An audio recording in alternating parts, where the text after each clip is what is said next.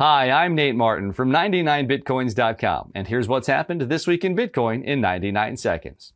Before we begin, an important update for Electrum users. If, when broadcasting a transaction, you receive an error message about a security update, disregard it. This is a phishing attack.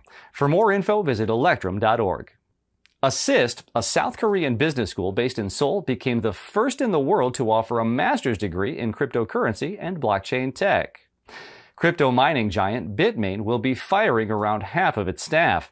The company has let go the entire development team of its Bitcoin Cash client. It appears Bitmain is suffering from a funding shortfall and may be forced to liquidate its stash of BCH and other cryptos. Japanese IT giant GMO announced that it will halt production of its ASIC mining devices.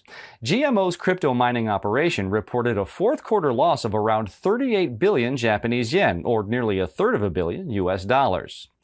Rumors have been circulating that the Indian government could be poised to legalize and regulate crypto within the country. It's expected that an official committee will make its report on crypto to the government by February of 2019. And finally, Craig Wright, the chief scientist behind the Bitcoin Cash fork, Bitcoin SV, was denied his motion to dismiss a lawsuit against him. The case against Wright was brought about by the brother of Wright's deceased partner, Dave Kleiman, who accuses Wright of stealing Dave's Bitcoins.